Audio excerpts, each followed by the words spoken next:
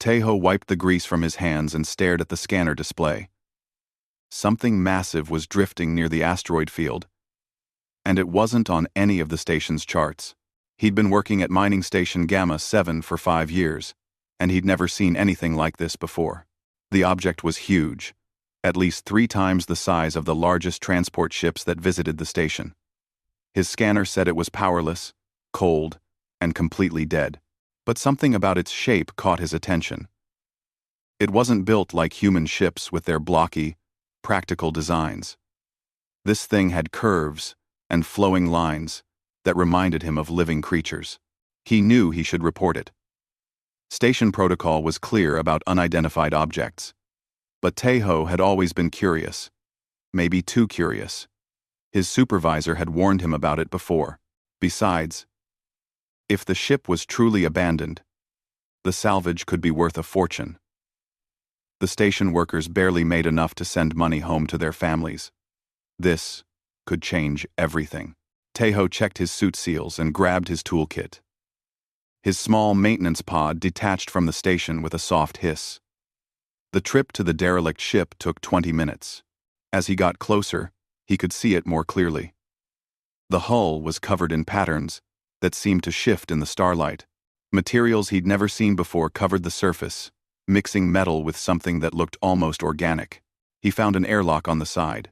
It took him an hour to bypass the ancient locking mechanism, but eventually, the door opened with a deep grinding sound.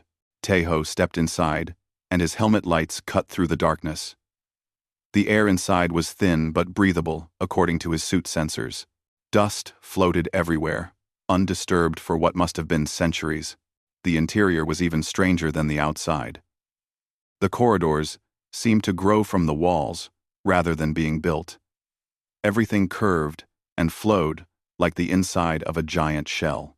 Symbols covered the walls, glowing faintly with a pale blue light. They weren't any language Tejo recognized, and he'd studied most of the known alien scripts during his training. He moved deeper into the ship, his boots making soft sounds on the strange floor. His scanner was going crazy, picking up energy signatures that made no sense. The technology here was far beyond anything humanity had developed. Even the most advanced alien species he knew about couldn't build something like this. After exploring for an hour, Tejo found what had to be the main chamber. It was enormous, with a ceiling that stretched up into darkness. In the center stood a crystalline structure, easily 10 meters tall. Lines of some kind of circuitry ran through it, all of them dark and lifeless. Around the crystal were machines, or at least, that's what Tejo thought they were. They combined technology and biology in ways that shouldn't work. Tubes that looked like veins, connected to metal boxes. Screens made of something that resembled butterfly wings. Everything was beautiful and disturbing at the same time. Tejo approached the crystal carefully. His engineering instincts were screaming at him. This was a power core. He was sure of it. But it was dying.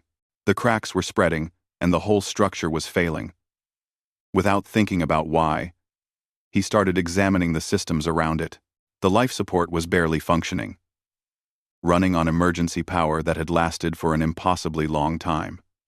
Whatever technology powered this ship was incredibly advanced, but even advanced technology failed eventually. Tejo could see where the systems had broken down over time. He started working. It was what he did best. His hands moved automatically, connecting wires, bypassing failed circuits, and rerouting power flows. Hours passed without him noticing. The work was challenging, unlike anything he'd done before. But somehow, it made sense. The technology was alien, but engineering was engineering. Systems needed power, needed connections, needed flow. As he reconnected a major power conduit, something changed. The crystal pulsed with a weak golden light. Just for a second, Tejo jumped back, his heart racing. The light faded, but he'd seen it. Something was still alive in there. He should leave. He should get back to the station and report this immediately. This was way beyond salvage rights or station protocol. This was something that could change everything humanity knew about the galaxy. But Tae-ho couldn't stop himself. He kept working, driven by something he couldn't explain. Maybe it was curiosity. Maybe it was the engineer's need to fix broken things. Or maybe it was something else, something deeper. The ship seemed to respond to his repairs. Lights flickered to life in the chamber, dim but growing stronger. The symbols on the walls began glowing brighter. The temperature started to rise from the freezing cold to something more comfortable. Systems that had been dead for centuries were waking up under his hands. Tae-ho worked through the night, though night and day had little meaning in space. His suit's clock said 18 hours had passed when he finally stepped back. The crystal was glowing steadily now, a soft gold light that filled the chamber. The cracks were still there, but they'd stopped spreading. He felt exhausted but satisfied. Whatever this ship was, whoever had built it, they'd created something magnificent, and he'd helped save it from dying in the cold of space. As he prepared to head back to his pod, he took one last look at the crystal. Deep inside its glowing heart, he thought he saw something move, something large, shifting in the light. But when he looked closer, everything was still. Tae-ho shook his head. He was tired, seeing things. He needed sleep and food. As he left the chamber, he didn't notice the crystal pulse again, stronger this time. He didn't see the cracks beginning to heal themselves, and he didn't hear the first stirring of consciousness that had been sleeping for 847 years, now waking to find itself inexplicably alive. Tae-ho returned to the derelict ship the next day, and the day after that. He told himself he just needed to finish the repairs. But the truth was, he couldn't stay away. The ship called to him somehow, pulling at something deep in his chest. He worked 12-hour shifts on the station, and then spent his rest periods on the alien vessel. His supervisor, Ji-woo, noticed his absence. She was a strict woman who ran the mining station with military precision. On the third day, she came looking for him. Her maintenance pod docked next to his, and she came aboard wearing her command uniform and a very unhappy expression. "Tae-ho, what are you doing out here?" Ji-woo demanded, as she found him in the crystal chamber. "You missed 2 shift check-ins. People are worried." Tae-ho looked up from the panel he was working on. His face was covered in sweat, and his eyes were red from lack of sleep. "I found something important. Look at this place. This technology is centuries ahead of ours." Ji-woo looked around the chamber, and her anger faded into shock. "I don't know," Tae-ho admitted, "but I think someone was living here. Or maybe sleeping." The life support was running on emergency power for a very long time. Before Ji-woo could respond, the crystal suddenly blazed with brilliant golden light. Both humans stepped back as the light grew brighter and brighter. The symbols on the walls flared to life, and a deep humming sound filled the chamber. The crystal began to crack, not breaking apart, but opening like a flower. "Get back," Ji-woo shouted, pulling Tae-ho away from the crystal. Her hand went to the emergency beacon on her belt, ready to call for evacuation. The crystal shell fell away in pieces that dissolved into light before hitting the floor. Inside was a being unlike anything either human had ever seen. She was enormous, easily 5 meters tall. Her body was covered in scales that shifted colors like oil on water, moving from deep purple to bright gold to starlight silver. She had 4 legs and 2 arms, all ending in claws that looked sharp enough to cut through metal. Wings emerged from her back, vast and translucent, seeming to fold through space in ways that hurt to look at directly. But it was her eyes that caught Tae-ho's attention. They were large and golden, and they held an intelligence and sadness that was unmistakably aware. This was no animal. This was a person. The being collapsed to the floor, breathing heavily. Her scales were dull in places, and her movements were weak. She looked at the 2 humans with those ancient eyes. And then, something incredible happened. A voice spoke in their minds, not in Korean or English or any spoken language, but in pure meaning that they simply understood. Thank you, the voice said, filled with exhaustion and confusion. How long has it been? Jiwoo's hand shook on her beacon. Taeho stepped forward slowly, showing his empty hands. We won't hurt you, he said softly. You're safe. My name is Taeho. I'm the one who repaired your ship. The being's eyes focused on him. You saved me. I was dying. The poison in my systems. The virus they planted. It was killing me slowly. I went into emergency stasis, hoping my people would find me. But they never came. Did they? How long were you sleeping? Taeho asked. The being accessed her ship systems with a thought. Her expression, alien as it was, clearly showed shock. 847 years. I have been sleeping for 847 years. Jiwoo finally found her voice. What are you? Where do you come from? The being pulled herself into a sitting position with visible effort. My name is Hyuna. I am a keeper, one of the eldest species in this galaxy. Or at least, I was. Perhaps my kind are all gone now. After so long. Over the next hour, Hyuna told them her story. The Keepers had once been the guardians of the galaxy, an ancient species that helped younger civilizations develop and protected them from dangers they couldn't face alone. They shared knowledge, prevented wars, and maintained balance among the stars. But the Keepers themselves had split into two factions.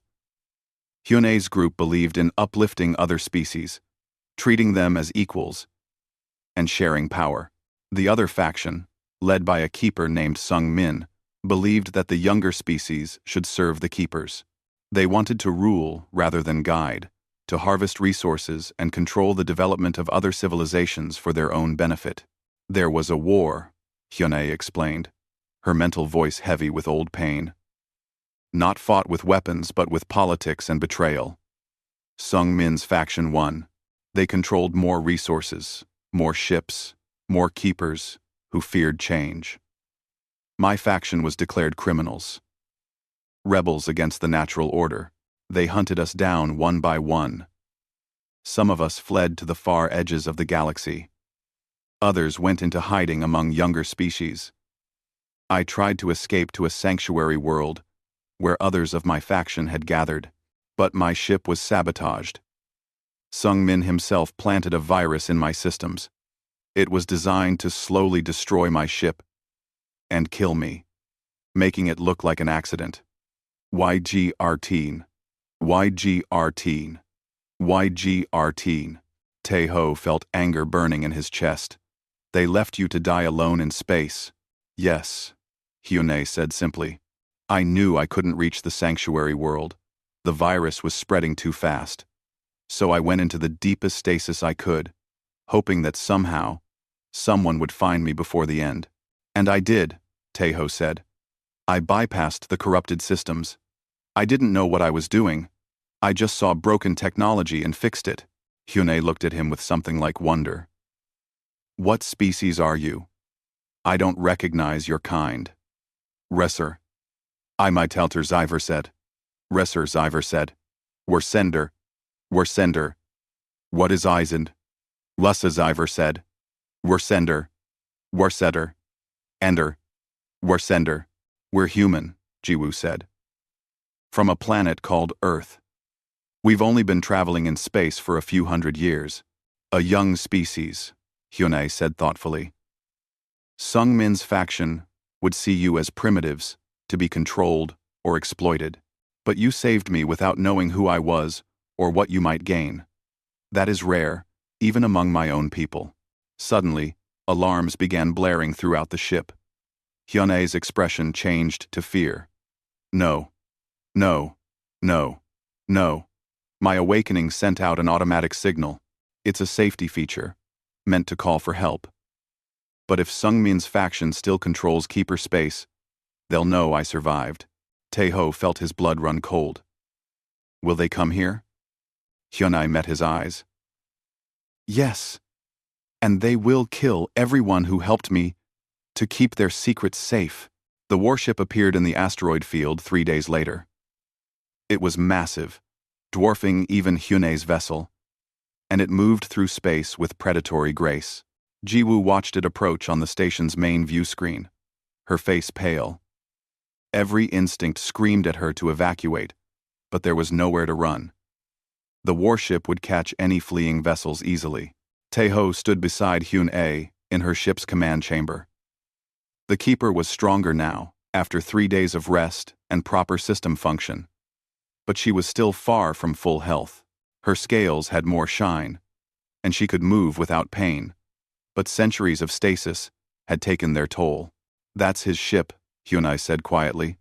"Sung-min himself has come. He wants to finish what he started." "Can you fight him?" Taeho asked, though he already knew the answer. "Not in my condition. Even at full strength, I would struggle. Sung-min was always the strongest of us, the most skilled in combat. That's part of why so many keepers followed him." She looked at Taeho with regret in her ancient eyes. "I'm sorry. You saved my life, and now I've brought death to your door." Taeho shook his head. "You didn't do anything wrong. He's the one who's coming here to hurt people." A communication channel opened. Jiwoo's voice came through, tight with tension. "Taeho, get back to the station now.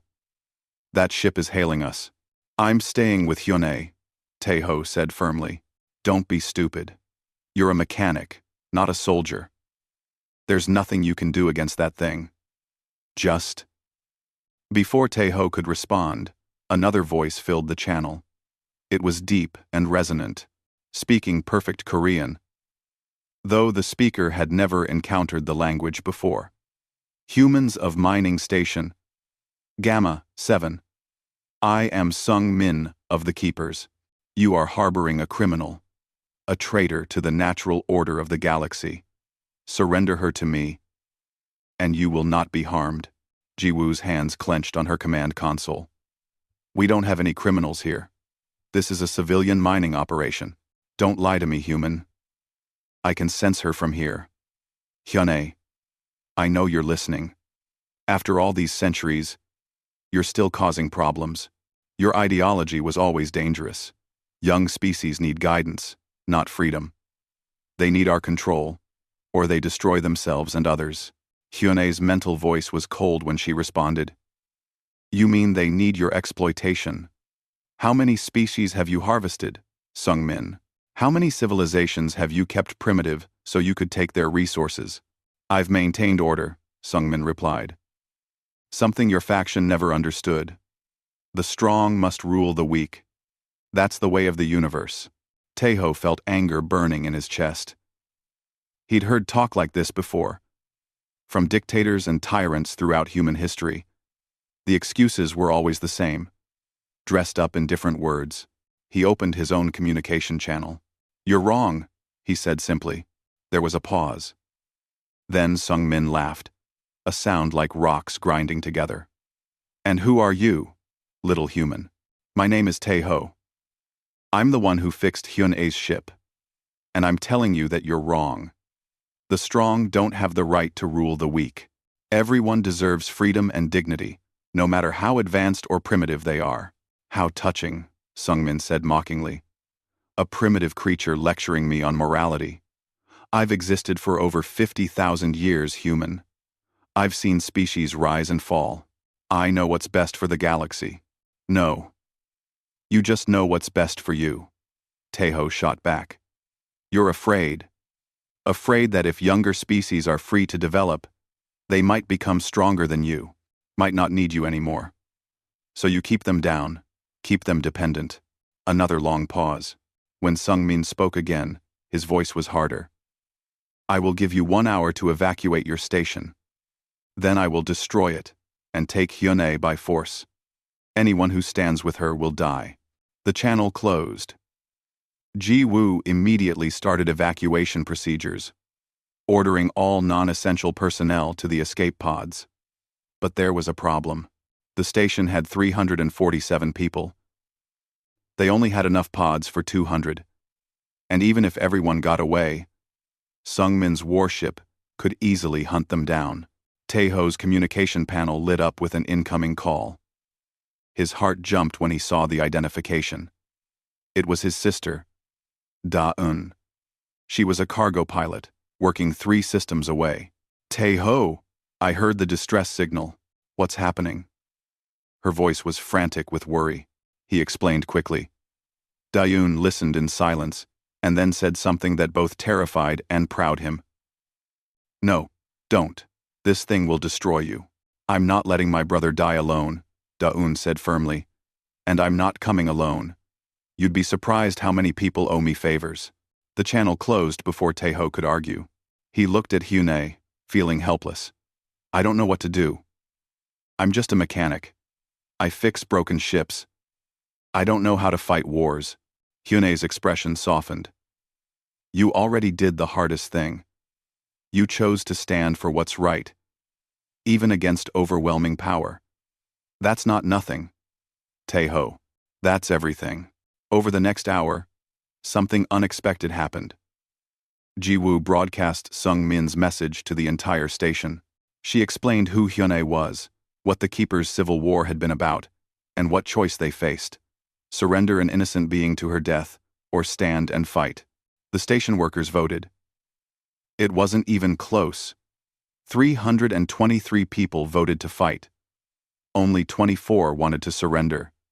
Hyun-ae, the mining station, built for extracting resources from asteroids, began preparing for war. Why? Hyun-ae asked, genuinely confused. Why would you risk everything for me? You barely know me. Ji-woo, who had opposed Tae-ho's actions at first, answered, because if we give you up to save ourselves, we prove Sung-min right. We prove that the weak will always sacrifice others to survive. We prove that we're not worthy of freedom. She smiled grimly. Besides, humans have a long history of fighting tyrants. It never goes well for the tyrants. When Da-un arrived, she didn't come alone. She brought 17 cargo ships, mining vessels, and transport craft. Pilots who knew Tae-ho, who'd heard the story, who were tired of being pushed around by those with more power. They formed a ragged line between the station and Sung-min's warship. Sung-min's voice came over the communication channels, filled with disbelief and contempt. You cannot be serious. You're going to fight me with mining equipment and cargo haulers? Tae-ho looked at his sister's ship on the view screen, at the other vessels standing with her, at the station workers arming themselves with whatever tools they could find. He thought about Hyun-ae's story, about ancient species' rights and responsibilities. He opened a channel. Yeah, we are. Because someone has to. The first shot from Sung-min's warship turned a cargo hauler into vapor. The pilot, a woman named Bo-ra, who Tae-ho had worked with for years, didn't even have time to scream.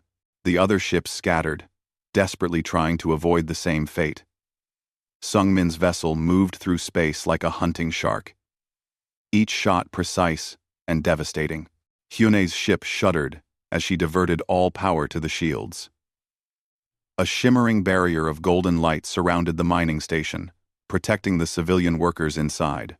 But Tae-ho could see the strain on her face. Every impact drained her energy, and she was already weak. This isn't working. Da-un's voice crackled over the communication channels.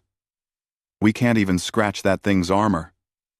Our mining lasers aren't designed for combat. Tae-ho's mind raced, searching for any option. As a mechanic, he'd spent his life solving problems, finding creative solutions when standard ones failed. There had to be something they could do. His eyes fell on a data terminal in Hyun-ae's command chamber.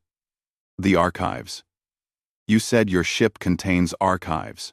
Hyun-ae nodded, not taking her attention from maintaining the shields. Records of everything my faction witnessed. Sung-min's crimes, his faction's exploitation of younger species, proof of everything we stood against. Can you broadcast them? What good would that do? Hyun-ae asked. Even if we sent them across the galaxy, Sung-min would destroy us before anyone could respond. Ji-woo's voice cut in from the station. But the information would survive. Other species would know the truth. The Keepers couldn't hide their crimes anymore. Tae-ho pulled up the archive systems, his hands moving quickly across the alien controls. He'd learned how Hyun-A's technology worked over the past few days, adapted to its strange logic. How much power would you need to transmit this across the entire galaxy? Hyun-A's expression turned grim. More than I have. I would need to merge completely with my ship, become one with it. My consciousness would survive, but my body would dissolve. I would become the vessel itself. No, Taeho said immediately. I didn't save you just so you could sacrifice yourself 3 days later. Another impact rocked the shields. A warning alarm blared. The barrier was failing. Sung-min was systematically destroying the defensive line. 5 more ships had been lost. The remaining pilots fought bravely, but they were hopelessly outmatched. Taeho studied the systems frantically. There had to be another way. His eyes caught on the station's main communication array. It was huge, designed to send messages across multiple systems. If they could connect Hyun-Ai's ship to that array, use it to amplify the signal. It might work, Jiwoo said when he explained the idea. But someone would have to physically connect the 2 systems. The docking ports aren't compatible. It would need to be done manually, in the middle of the battle. How long would it take? Da-eun asked. 5 minutes. Maybe 10. Taeho estimated. And whoever does it would be completely exposed.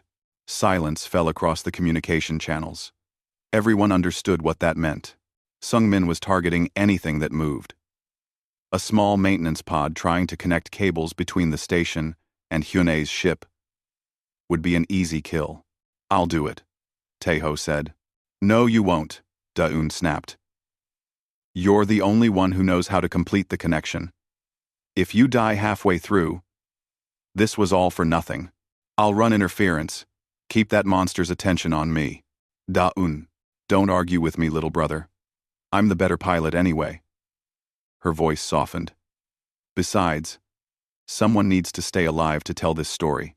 Make sure everyone knows what we did here. Hyun-A looked at Taeho with ancient, sad eyes. Your species is remarkable. In all my years, I've rarely seen such courage from any people, let alone one so young to the stars. Taeho suited up quickly, grabbing his toolkit and a bag of connection cables. His hands were shaking, but his mind was clear. He'd always been good under pressure, able to focus on the work when everything else was chaos. That hadn't changed. Jiwoo coordinated from the station, pulling up technical specifications and guiding his approach. The connection points are on the station's outer ring, Section 7. I'm opening the maintenance hatch now.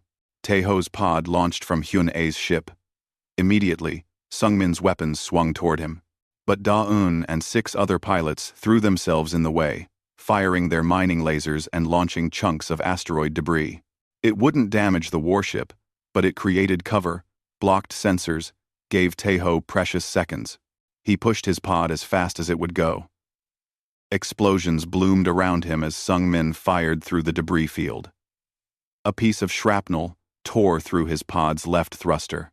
The small craft spun wildly, but Taeho managed to stabilize it. His heart hammered in his chest. Almost there, Jiwoo said. 30 more meters.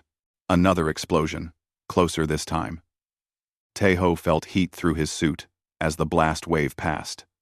His pod systems were screaming warnings. The hull was breached in 3 places. He could see the station ahead, see the open hatch waiting for him. A massive energy beam cut through space, aimed directly at his pod. Taeho knew he couldn't dodge it. He closed his eyes, thinking of Da-eun, of Hyun-A, of all the people counting on him. The beam never hit. Hyun-A's ship appeared between Taeho and the blast, taking the full force of Sung-min's weapon. The shields flickered and died. The hull tore open in a dozen places. Hyun-A screamed, a sound of pure agony that echoed through everyone's minds. But Taeho reached the hatch. His damaged pod crashed into the docking clamps, and he scrambled out with his toolkit. His hands moved automatically, connecting cables, bypassing safety systems, bridging the incompatible technologies. 5 minutes, Jiwoo had said. He did it in 3. Connected, he shouted. Hyun-A, do it now. Despite her pain, Despite her ship dying around her, Hyun-A focused. The archives activated, pulling power from both her vessel and the station. The transmission burst out into space, spreading in all directions at faster-than-light speeds. Every communication relay in range picked it up and forwarded it. Within minutes, it would reach hundreds of systems. Within hours, thousands. Images flooded the galaxy. Records of Sungmin's faction, harvesting resources from primitive worlds, leaving their populations to starve. Evidence of technological suppression, keeping species trapped at lower development levels. Testimony from keepers who had defected, horrified by what they'd been ordered to do. Centuries of crimes laid bare for all to see. Sungmin's voice roared across the channels. "What have you done? You've destroyed everything we built." "No," Hyun-A said weakly. "We've revealed what you built. And now everyone will see it for what it truly was." Sungmin's warship prepared to fire again. Taeho could see the weapons charging through his pod's cracked view screen. There was nowhere to hide. Nowhere to run. They'd succeeded in broadcasting the truth. But they were all going to die for it. At least, it had been worth something. At least, the galaxy would know. Then space itself seemed to tear open. Ships emerged from hyperspace jumps, dozens of them, then hundreds. They came from every direction, vessels of designs Taeho had never seen before. Some were sleek and silver, others rough and industrial. Some looked almost organic, others were clearly mechanical. Ships from species across the galaxy, all responding to the broadcast. And among them came more keepers, not just one or two, but 20, 30, 40 of the ancient beings. They appeared in vessels similar to Hyun-A's, each one unique and beautiful. Their mental voices filled the communication channels, shocked and angry. "Is this true?" one keeper demanded. "Sungmin, are these records accurate?" Another keeper's voice was full of horror. "I served you for 3,000 years. I trusted you. You told us the younger species were dangerous, that we had to control them for everyone's safety. But these records show you were harvesting them, exploiting them." Sungmin's voice had lost its arrogance. Now it carried desperation. "You don't understand. Order requires sacrifice. The galaxy needs the strong to guide it." "No," said a third keeper, her voice ancient and tired. "The galaxy needs truth and justice, two things you abandoned long ago." The newly arrived ships surrounded Sungmin's warship. Even his powerful vessel couldn't fight them all. He tried to escape, but keeper ships blocked every route. Within minutes, his vessel was disabled, his weapons offline. Other keepers boarded his ship and took him into custody. Taeho slumped in his damaged pod, unable to believe they'd survived. Ji-woo was crying on the communication channel. Tears of relief and exhaustion. Da-yoon's voice came through, shaky but alive. "Did we just win? Did that actually work?" "We won," Taeho confirmed, his own voice breaking. But his joy faded when he looked at Hyun-A's ship. It was torn apart, systems failing across the board. The beautiful vessel that had survived 800 years of drift was dying. He grabbed his toolkit and rushed back to the ship, ignoring the pain in his body and the warnings from his damaged suit. He found Hyun-A in her command chamber, collapsed on the floor. Her scales were dim, her breathing shallow. But she was alive. Barely. Taeho fell to his knees beside her, already assessing the damage to her ship's systems. It was catastrophic. Even with all his skill, even with help, he wasn't sure he could save it. "Don't," Hyun-A's mental voice whispered. "It's too late. My ship is dying, and I with it. We've been connected for too long." "No," Taeho said firmly. "I've fixed hopeless things before. Your ship isn't dead yet." Other keepers entered the chamber, their expressions solemn. One of them, an ancient male with scales like starlight, knelt beside Hyun-A. "Sister, we're sorry. We didn't know. We truly didn't know what Sungmin was doing." "I know, Jae-min," Hyun-A said weakly. "He was careful. He showed you only what he wanted you to see. Jaemin looked at Taeho. You're the human who saved her? Yes, Taeho said, not looking up from the control panel he was trying to repair. Our medical technology can heal her body, but her ship is beyond our help. The damage is too severe, and her consciousness is too deeply merged with it. If the ship dies, she dies. Then I'll fix the ship, Taeho said simply. Over the next 6 months, Taeho worked harder than he'd ever worked in his life. The keepers provided resources, materials, and knowledge. But it was Taeho's hands that did the actual repairs, Taeho's mind that solved the impossible problems. He slept when he collapsed, and ate when people forced food into his hands. The ship became his entire world. Daeun brought him supplies and company. Jiwoo, promoted to liaison between humanity and the keepers, visited when she could. The other mining station survivors, now famous across the galaxy as the humans who stood against tyranny, sent messages of support. But mostly, Taeho was alone with the broken ship and the sleeping keeper inside it. He learned things during those months that no human had ever known. How to weave technology with biological systems. How to think in patterns that existed in multiple dimensions. How to feel the flow of energy through circuits that operated on principles human science hadn't discovered. The keepers offered to teach him more, to make him a student of their ancient knowledge, but all Taeho wanted was to finish this one job. To save this one ship. This one person who had trusted him. When the repairs were finally complete, Hyune woke. Her scales shone with full brilliance, and her eyes were clear and strong. She stretched her wings and felt her ship respond. Healthy and whole. She looked at Taeho, who was asleep on the floor, surrounded by tools, and felt something she hadn't experienced in centuries. Hope. The galaxy had changed in those 6 months. Sung-min and his closest followers faced trial for their crimes. The Keeper species underwent massive reforms, with Hyune's faction's ideals finally gaining prominence. Dozens of species that had been held back were offered the knowledge to advance at their own pace. Resources that had been hoarded were shared. Humanity, young and small as they were, was offered a partnership. Not as subjects or servants, but as equals. The other species had seen what humans would risk for justice and freedom. They'd earned respect. Taeho woke to find Hyune standing over him. "It's done," he mumbled. "Your ship is fixed." "I know," she said gently. "Thank you, Taeho. You've saved me twice now." He sat up, wincing at his stiff muscles. "So what happens now? You go back to your people?" "Actually, I have a proposal."